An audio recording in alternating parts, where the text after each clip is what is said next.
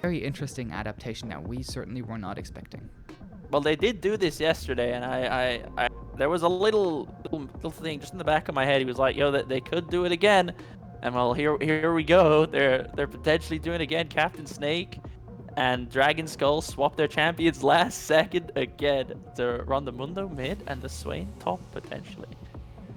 Do you think this is advantageous for them? Do you think maybe the Swain fares better into the Camille or the Mundo fares better into the Aurelia? What do you think about that? I have a hard time seeing either of those two lanes being very winning because Irelia and Camille function in pretty similar ways in general. So it is very interesting to see for me. So I will have to wait and see what these players actually bring out on the Rift itself until I make my final judgment call. Primarily, I would say that this is certainly unexpected, and sort of throwing a wrench into the enemy's plans can sometimes lead to a lot of turmoil. And also, I mean, we know that if they can both, if they know their matchups here, like they might actually be more advantaged because, I mean, if you're Alex, you don't really see the Camille Swain matchup all that often in the top lane. Perhaps the Aurelia and Mundo is a bit more common, but you have the matchup knowledge. You can really get an edge out in some of these lanes where maybe you wouldn't normally. Well, let's talk a little bit more about the bot lane that we've not mentioned so far yet. Who do you expect to have that early priority, and who do you expect with the scaling advantage as it goes later into the game? I mean, I think your level 1, level 2, the Ashe Lux poke is very potent, extremely potent. Where, you know, the Thresh a lot of the time is more picked for his peel these days. So I mean, we'll see. If new power can land some hooks, especially like because these Ashe Lux champs are very, very immobile. Once they hit six, the six follow-up damage is very, very, very disgusting. Especially if you get them right in the center of that Ziggs ulti, it's a lot of damage. Well, New Power did look absolutely fantastic on that Morgana yesterday, hitting binding after binding, and now having a pretty similar skill shot in the form of the Death Sentence. So if that keeps on connecting, then there will certainly be huge advantages to be gained for the side of Curtain Call Gaming. On the other hand, we do have the Lux Ashe bot lane, which have the ability to force out a lot from just standing behind the waves and manipulating the lane state in general. That might mean that there will be early priority towards dragons, which Olaf is always very happy to take, Oh yeah. as he is super quick in taking those, and with the general jungle clear of the Olaf, maybe some dives could be forced down towards that bot side, because diving a Ziggs sometimes can be very easy. Thresh offering a great deal of safety under the turret, but if the Thresh has already been dealt with, then the Ziggs is just a sitting duck. I mean, yeah, if you look at the Ashe level 6 power spike combined with a Lux ult, that should be following it up if the Ashe arrow ever hits. It's a lot of CC, it's a lot of burst damage, and if you're a Ziggs and you're getting tower dove by an Olaf plus the Ashe ult plus the Lux ult, like I don't see a world where you survive that. But yeah, it's all to be seen whether or not, you know, the Olaf has understood this and maybe he can really, you know, exploit the potential bot lane that he does have this game.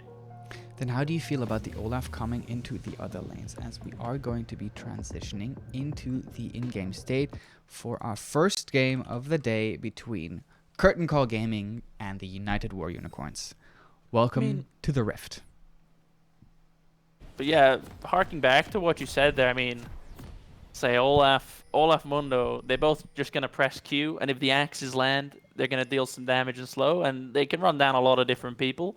They're very similar champions like that. They're both gonna press their R's, run faster, and then press Q and slow the enemy team. I think the Swain gank is a bit more probable because the Camille has not opted for the flash. She's opted for the ignite. That is, we see a lot more nowadays. It's a lot more commonly taken. We've already seen two very creative level 1s from the side of the United War Unicorns. One working out very well, and the second one basically doing nothing, but also not leading to any disadvantages. Most of the other teams seem to go for a lot of 5-point pressures, just trying to use their scouting and vision advantage in order to try to gain information and keep safe that way, as we're already having the first pod of the day. Apparently they are reconnecting. So Sure. we will have some more time to talk about how we think that the junglers are going to be faring in these lane states when they're going to be coming in. Lee Sin obviously with the advantage of having that mobility, whereas Olaf has the chase down potential. I mean, you said it right there, right? I think if Lee Sin can get in and get a good kickoff onto especially the either bot lane, I think it's kind of curtains for them. No pun intended. But yeah, I mean, if a fight goes a little bit longer, I think the Olaf can really shine. Well, Excuse me. something that we do have to mention here is that the scoreboard is actually arranged incorrectly, as we do now see that Alice has a Dorn's ring picked up for herself and is going to be piloting the Lux mid lane, whereas the Swain in the hands of Captain Snake will be going down towards the bot. This is the first full player flex that we see, and that sort of changes a lot of the dynamics that we had been talking about before. Lux into Irelia as a last final counter pick. How do you feel about that matchup? Lux into Irelia. At first glance, I'd say it's actually very Irelia favored. I mean, she has a ton of mobility. If she can get around that Lux binding, it becomes very difficult for Lux to kind of contain her. But that being said, perhaps, swapping Swain down to the bot lane, we we do actually know Captain Snake has quite a large champion pool, and he does actually also play the support role quite often, and he does play Swain in the support role. So I'm really loving the versatility here from United War Unicorns. We're seeing that versatility as the first team to actually bring out these role swaps in terms of players. Yesterday they did something very interesting. I don't think it was yesterday, but one of the days they did something very interesting coming out with the Victor.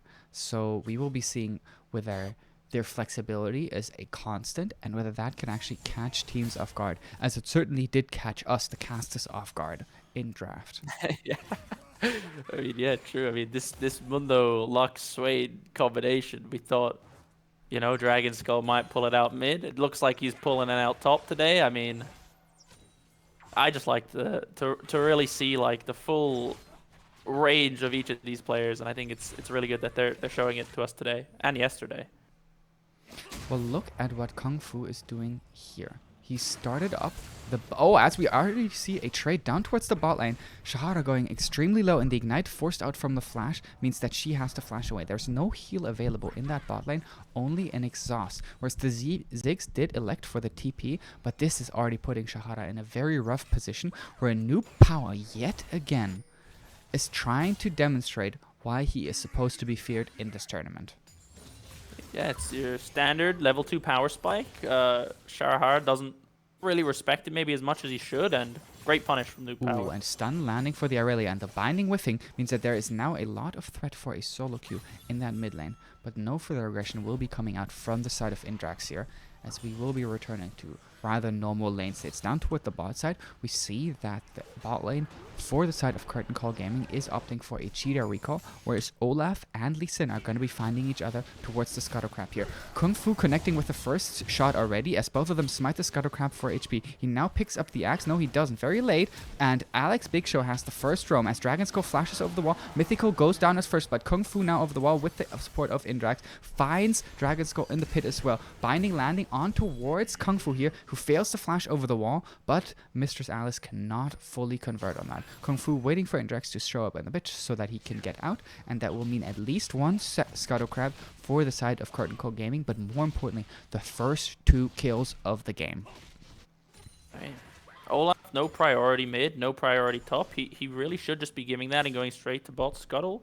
I mean, that being said, clearly, UWU were confident. We saw Dragon Skull flashing over the wall to perhaps trade a kill back, but Lee Sin cleverly holding his ward, just hopping over. Ooh, Captain Snake might be taking a trade here that he does not like, as he just tries to go forward, but Power says not today and not with me. Exhaust comes out from the side of Shahara, as there are no summoners in the bot lane remaining for the side of the United War Unicorns. I mean, honestly, I don't think it's that bad for Jindiff. I think he has the TP, so he can always just burn some Ooh, Alex suns. Big Show goes very low, and Kung Fu has made his way up towards the top side. I mean, Dragon Skull, of course, as Kung Fu finds the a free kill onto the Mundo here. That was as free as it gets, as Alex Big Show had been setting that up quite nicely in the previous trade. I mean, this Lee Sin, I mean, he's doing it again, right? They call him Kung Fu for a reason. You need to be banning this man's Lee Sin if you're playing against him. He's 100% kill participation, first blood. This guy, again, you should not be giving this guy his supposedly main champion based on his name. But yeah, I think another great showing from him today. Well, now New Power has actually taken the time that the Ziggs has bought himself with the priority to actually go out into the river and already start clearing vision. New Power's movement yesterday across the map was very impressive to see how he was using the advantages that he gained in bot lane to transition pressure into other lanes. And once again, we're starting to see just a little bit of priority gained by all of the summoners forced out from the side of UWU, now actually transitioned into pressure across the map. Kung Fu now down bot lane, as well as we will be seeing the Ziggs teleport in here. New Power missing the hook, but Kung Fu is just behind them. Takes the lantern forward, and now Captain Snake finds himself without summoners. New Power also going down to the side of Shahara, but Shahara will surely fall to the side of Jindiv here, who will pick up the kill with the last auto tag. And that is a double kill for the Ziggs now. Kung Fu making this happen all across the map. Mythico, however, is not happy about that and is trying to at least look for somewhat of a cross map. And even though the cleaver does connect, the axes are not quite enough to slow Alex Big Show down with the mobility of the Camille. Full credit goes to Kung Fu there, but I think it's important to note that, well, incredibly well played by the Thresh. Knows that, hey guys, I'm probably going to die here, but we can go in, I'll CC them both, and you guys are going to pick up 2 kills. Very, very smart play from him. And that will also buy them the first dragon of the game. Now that was a Cloud Dragon, so we will not be having a Cloud Soul, as the next dragon will be a I said Cloud and I meant Ocean. So the next dragon will actually be a Cloud Dragon, so we won't be having a Cloud Soul. That does remain true, however, also not an Ocean Soul indeed. That does leave us with 2 possibilities, as we see a lot more contention coming out from the side of Kung Fu, but the blue buff does get smited away by Mythical here. Shahara and Captain Snake do like this fight, and there's no TP on the Ziggs here. Alex Big Show does have TP, but can't quite free himself from his lane, so that does mean that Kung Fu is under a lot of pressure here. Mistress Alice just about short on the ultimate, as New Power will be the sacrificial lamb. No, not quite, as the flash comes out, and that will mean that he does barely survive it in the end. Slight mechanical misplay, I think, from Shahara. Cancels his auto there, so the Thresh does live with 1 HP, but still a good punish and a good idea coming out from UWU there. You know, they're 2, they're trying to invade, your jungler's there, and, I mean, Lee Sin uses the kick, and as soon as the kick is gone, he really doesn't have anything, and running away from Ashe is never fun. So yeah, it was a good attempted punish there from the side of the Unicorns. And if they keep up that mentality of this is how we try to find our own advantages, then that will eventually lead to them picking up gold leads in their own favors. Now they are down about 2,000 gold at the moment, but that is not something that can't be come back from. However, in that mid lane, we see one of the biggest CS gaps in the entire map. We see already about a 20 CS lead, a little bit more even, for the side of Irelia, in a matchup that we had been feeling as very hard to play. But the side of United Warrior Unicorns did pick themselves into this matchup, so we will be having to observe how that fares in the later stages of the game. What do you think of Indrax's build here this game? Because I would have loved to see the Wit's End rush, personally. I don't really think you need the Merc Treads yet, and then you just look for a kill after that. But I think that given the amount of kill pressure an Aurelia has on a Lux, I think Mr. Salas has done a very good job of keeping herself alive. Well, we do see the Merc Treads, as you mentioned, coming out from the side of the Curtain Call Gaming, as their bot lane does land a hook successfully onto Shahara, and that last bouncing bomb will secure the kill with the help of the Ignite. Jindiv finding himself the 3rd kill for himself, and Shahara now being in a very rough position without the TP. This wave will also be shoved into her. A beautiful snipe from Jindiv, gets the fadeaway Q, and yeah, lights out for the Ashe. I mean, and that play was started by the side of New Power, as Kung Fu secures himself the Rift Herald first and is now finding an angry Olaf in the pit who has to flash over the wall in order to try to get out. Kung Fu flashes after him and then kicks him backwards. Now he will get rooted up by the Lux, and that will be an overcommit from the side of Curtain Call Gaming. But however, Mistress Alice flashes backwards with the Aurelia mark still on her, and that does give her the opportunity to find a free kill as the BM comes out and Camille ignites for the kill in the end. Ash given the Aurelia that express delivery train straight to the Olaf. That was just a sad bit of miscommunication there, but it was a great collapse from Curtain Call Gaming. How do you feel about the aggression coming out from Kung Fu, just straight up flashing over the wall before any of his team were in place? I mean, look, his team's ahead and he knows it, so perhaps he's getting a little ahead of himself. I personally don't know how great an idea flashing into Fog of War is. But, it worked out in the end. But if I'm not mistaken, he did give away his shutdown. I think he did have one. He did have 150 gold shutdown on himself. And yeah, that's on to Mr. Salas. That'll all come together. I hope for her later on with some great burst one-shot combos in the mid-game of this game.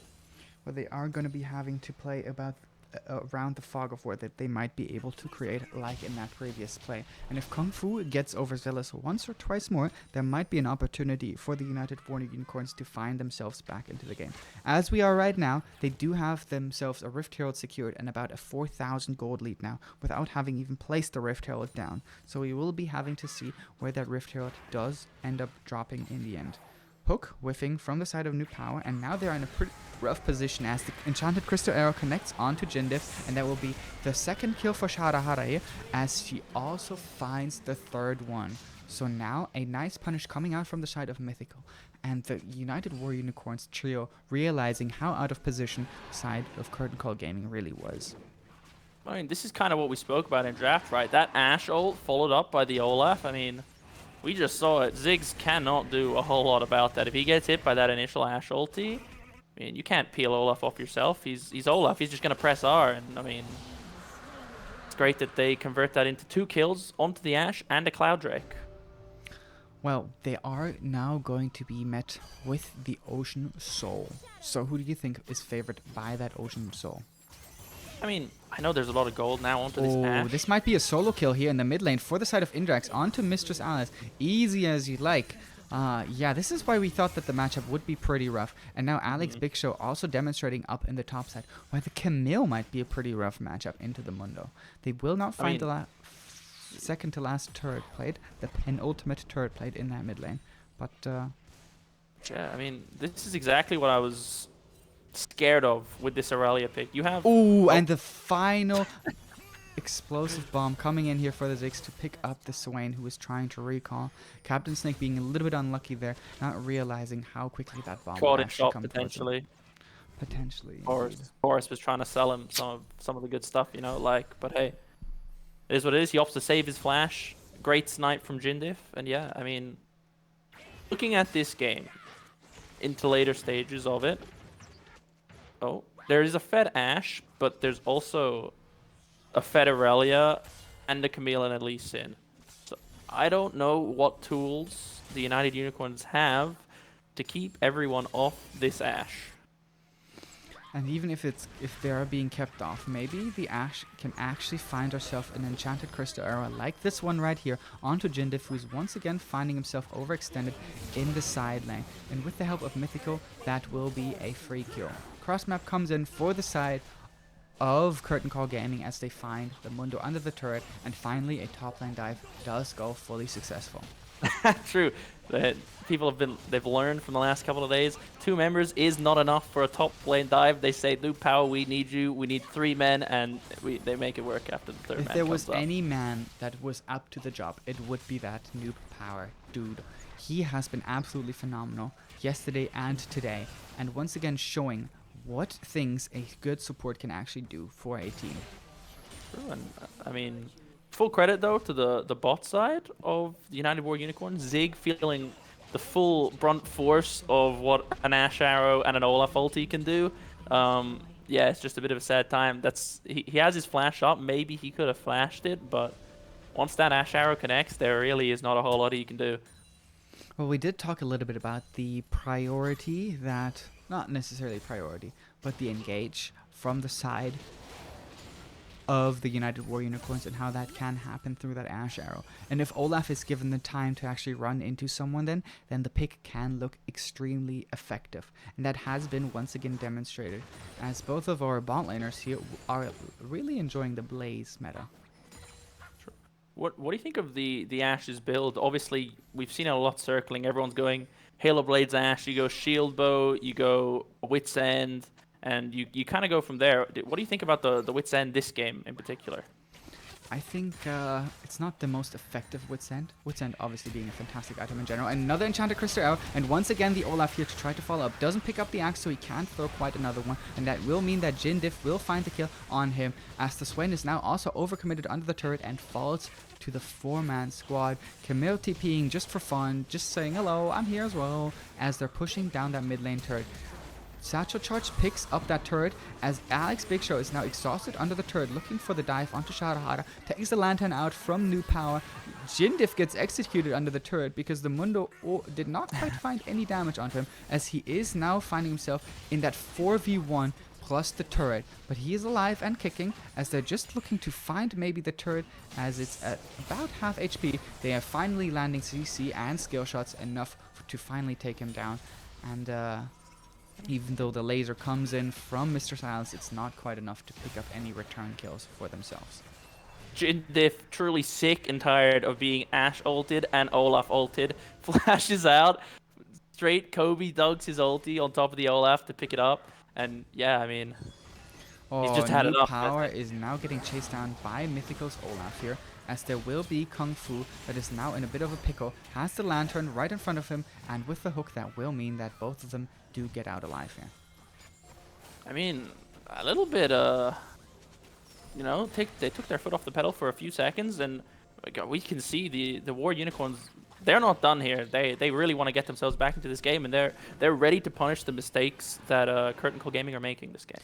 Well, they are making some small mistakes that will lead to them actually potentially picking up that dragon. Already starting it up here are the United War Unicorns, who do not have quite the Mundo TP up, and they are being stalled out a little bit from this 3-man squad coming out from Curtain Call Gaming, as Lee Sin and Thresh have both found themselves back onto the map. Lee Sin ward hopping over into the pit. Now it will be down to a smite fight. Mythical and Kung Fu both going low, and Mistress Alice does secure the dragon. Now we will see who falls first as the first casualty of the fight. Captain Snake going extremely low and falling to the Camille, as does the Olaf. Now Camille dropping in return, as Ziggs does use the Satchel Charge to try to get out. And even though the Enchanted Crystal Arrow comes out, it will just be a 2-for-2.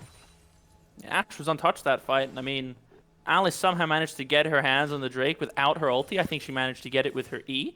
But yeah, I mean, everyone from Curtain Call Gaming, I think, maybe forgot that, yeah, hey, this Ash, she's a lot of gold. You know, your Ziggs might also be reasonably fed, but you let this Ash free hit, she's really become a problem in these team fights, and I think we saw it just there.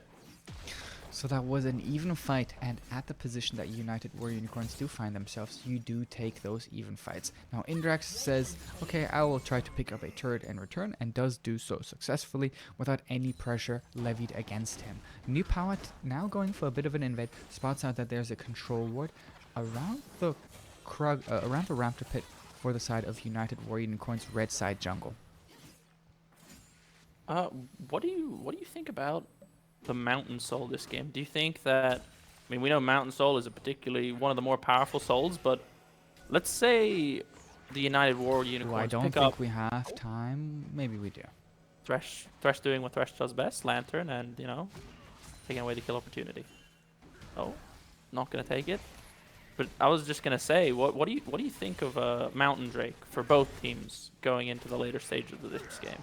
So I think it is pretty ineffective for the side of Curtain Call Gaming, because there's not a lot of resistances other than Thresh being built up by them. On the side of United War Unicorns, you do see that there is a Mundo, and the Olaf is already building some resistances as well, but also not the biggest amount of effectiveness, but certainly better than for Curtain Call Gaming. Well, I mean, I also think it's important that, especially when you're getting more resistances, it gives you more effective health, right? So for a champion like Mundo, who's going to be stacking HP, I think a really effective Drake for him is going to be the Mountain. Well, let's look a little bit at the individual gold and where it sits on these numbers. We can see that the Camille has almost a 1.5k lead up towards that top side, and the lead in the jungle is even bigger for the side of Kung Fu. In the mid lane, we find the biggest lead yet in almost 3,000 gold for the side of Indrax, and bot lane is at least the closest, but even there the Ziggs find themselves into the lead. And now here's Indrax to try to demonstrate how big his lead really is. And yeah, it's pretty big. New Power choosing the flash over the wall to try to get away from this 3-man squad of the side of United War Unicorns, as they at least try to go for a punish of the Shadowing Thresh. But that's why he's there. Kung Fu flashing forward and landing the kick onto Shahara, follows it up with a Resonating Strike and Sonic Wave, and the Mega Inferno Bomb comes out from the side of Ziggs here, which will end up securing 2 kills for Curtain Call. Curtain Call just, reminding the United War Unicorns, hey, you may have gone even with us last fight, but, screwed their hats on a little bit, and they're taking it to them. They're claiming the United War Unicorns jungle as their own, and rightfully so. I think that when you have a full 10k gold lead, you really should be looking to push that, and that's what they did just there. Great play from Kung Fu, making that happen. Well, we see the Wit's End coming out for the side of Shahara, which does give her movement speed in the fights. But there are no completed boots yet, which is an odd choice to say the least, especially on someone like an Ashe that really prefers to have these Berserker's Greaves, which do give her such an effectiveness around the champion's abilities. So we will be seeing if that is something that is purchased soon. True. I mean, I think perhaps the Berserker should have been picked up, but when you have a Camille, an Aurelia, and a Lee Sin, how do you run away from that? You get hit by Lee Q or an Aurelia ult or a Camille E. Like, I don't see a world where Ashe can kite that one out. Well, then I have to ask about whether having a boot choice instead of the completed Wit's End, which only really gives you movement speed inside of the team fights, whereas the boots at least get you around the map pretty quickly, is the correct option here. Of course, I agree. I think definitely she should have gone for boots, but personal preference is a thing that does exist in this game. Maybe, she's maybe happy she with can it. utilize it better than we initially anticipated, and that will be what this next dragon fight will be about. Whether Shahara can stay alive again, as she did in the last team fight. Aurelia flashes forward and lands the Vanguard's Edge onto 2 people, as we see Mistress Alice trying to retaliate with an ult, but already 2 members of the side of United War Unicorns going down. Here 3 and 4, and Dragon Skull is just the last person. This was a clean 8th and an absolute wipe from the side of Curtain Call Gaming. I mean, Aurelia comes out of the fight with full HP. I mean, that's not a Fed Aurelia. I don't know what is. Like, what do you do to stop an Aurelia from flashing in 1v3, and you're just not able to take her HP? No one's doing damage. But that's all down to Aurelia being one of many of Curtain Call's engage options, and once one of them goes in, as well as being engage options, they have a lot of damage and a lot of Ziggs damage follow-up on top of that. So it's actually really difficult for the Lux and the Ashe to survive these engages, even if they do, say, have a flash or have fully built Ionian Loots of Lucidity. But yeah, what do you think about that? Well, I think that we saw an extremely clean finish to the game from the side of Curtain Call Gaming yesterday, and that was one of the things that impressed me about them the most. Swain just walked over a blue control ward and just didn't spot it out. It is a hilarious interaction, as the ward itself is just about behind the corner, so that it's not quite in the line of vision from the control ward. So both of them having interesting ward placements there, to say the least. I mean, but yeah, closing out a game was really the story that Curtain Call Gaming told us yesterday, with New Power being on such a force to be reckoned with. And yeah, we will probably see another very clean finish coming out from the side of CCG, who are just getting kill after kill, snowballing their lead and their tempo effectively into the lanes, and then transitioning in their pressure into neutral objectives, into turrets, and will finally also find the inhibitor. a great flank setup. Ooh, flash Oh, hook never forward mind. from the side of New Power, and now they will go for a full-on engage, and now 3 people are dead for the side of United Warrior Unicorns as Olaf and Lux look up in horror to see what has been done to their base. Kung Fu once again being a little bit over-aggressive, but the last hurt shot will not even kill him as he does have that safeguard to give him safe a shield alongside the shielding of the Lantern. No TP obviously available for him as Shahara respawns, and this will now Oh, make it a 3v4. New Power has them skill shots, baby, as he he finds is. yet another hook, and that will mean that the Nexus for the side of United War Unicorns will fall here. A beautiful showing from the side of Curtain Call Gaming once again, and we will be seeing them now sitting at 2-0 in their group and really putting out a statement. I mean, you can see it towards the end of that game. That is a confident team. Thresh flashes forward, lands the hook, hits the hook, and then hits another crazy max range hook after that onto the Lux to close out that game. Extremely well played from him and extremely well played from the team. They're really looking confident and they're really looking in sync and together. Well, that they do, and Curtain Call Gaming, might be the third day of the SLE, but it is actually only their second game, so they do still have one game to play. But sitting at 2-0 basically guarantees you a Division 1 placement. That was the last game for the side of United War Unicorns, who have shown resilience throughout the tournament and an absolutely beautiful performance in some of the games individually. So I'm very excited to see what damage they can cause in Division 2. As there will be some different competition going on, but I think that other teams are looking respectfully at the side of Curtain Call Gaming to see what they can be up to in the future. Of course, and yeah, and I think unfortunate loss again for the United Unicorns, but we'll see what they can do now that they're down in Division 2. They might find themselves in some freer spaces for themselves where they can really play to their team's strengths the way they want to, and who knows, maybe we'll see them in playoffs later on this season. Well, I believe that we do have an interview ready and standing by. So we will do that now. Let's welcome Zil to the interview. Hello. Hello, hi. That was your second game. You're still remaining one opponent. Who's that last opponent that you'll be playing against? We will play against. Wait, let me check the schedule. It's the game that we delayed. Oh my gosh, I know. Well, that might not be the most important thing right now, but what Yeah. we can talk about is 2 absolutely crazy performances. Runtime will be your last opponent. All right, then. Yep. 2 absolutely crazy performances coming out from the side of Curtain Call Gaming, looking extremely confident, especially in the support position. What's the synergy like in the team? The synergy is especially jungler who carries their mental and rhythm a lot. The game, like, it's just I have an incredible team which allows me to just enable things that I will not be able to do without my team, like Pixel ADC, Pixel Mid. Our jungler allows way too much things, and our top laner, just doing solo queue things. Just incredible. We have really good lineup, and I'm really proud about them. Well, you yourself have looked absolutely phenomenal, as I've been mentioning throughout the 2 days, and I've been really Thanks. impressed to see your personal play. How do you practice?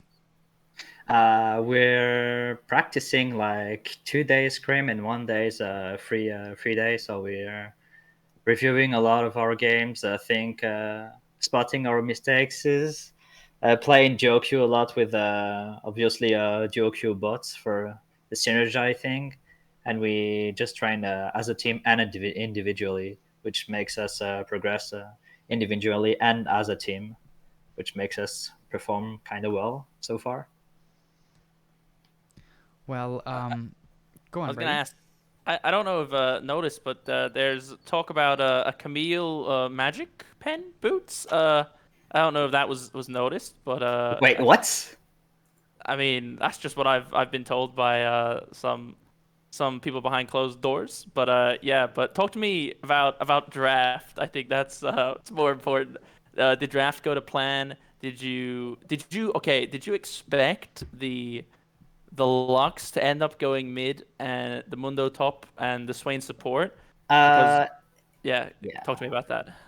Yeah, in fact, I think we just outlane the bot lane like it was really good for us. Like they played the Swain Ash, which is a really good bot lane if they're ahead, but with just flex pick a Ziggs, which makes them really in trouble because like if Ash Swain doesn't have the wave advantage, they literally do nothing, and they did do nothing. And I ended up just out from the Swain because of the draft, and I think they tried to find an opportunity to just counter the flex pick Ziggs, but it ended up just us out drafting them, I guess, because the flex pick Ziggs just talked to them, I guess. Well, And were you surprised by their rearrangement of players that they came out with today? Yeah, I was actually surprised they can go with that much player and that much champion as a flex pick. I think that was a really interesting team to play against. I think just to wrap it up, are you guys confident now going into your final game against Runtime? And are you guys confident going into the season? Because I think this does potentially put you up into the first division. So what do Yeah, you in think Division going One. forward into the start of the season? As we performed really well, we're really confident into playing some games, and we're obviously looking for the Division One, and we really look forward to play all the games, hoping the team find this incredible synergy and keeps performing well. And I'm really looking forward the next game because the game are really incredible and really interesting to play. So it's enjoyable for us. I love hearing that from the side of you. Thank you so much for coming on today. Yeah, thank you for having me, and thanks for the cast again. It's been an absolute pleasure. Good luck for your final game, and we'll see All pleasure, you so at mine. the next in the season in Division One. With that, we will be taking a short break until about an hour worth of break, until we will be having the next matchup for today, which I believe. Do you know what the next matchup will be? Uh, I am not entirely sure. If you give me 2 seconds, I will let you know.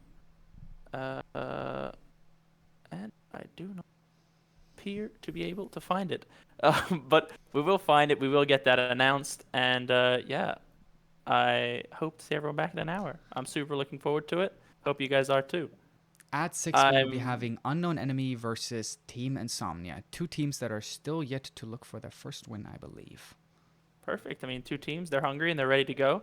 I hope they bring that bounce back kind of energy that we know that they're capable of showing. Well, see you guys in an hour. Until then, we'll be right back.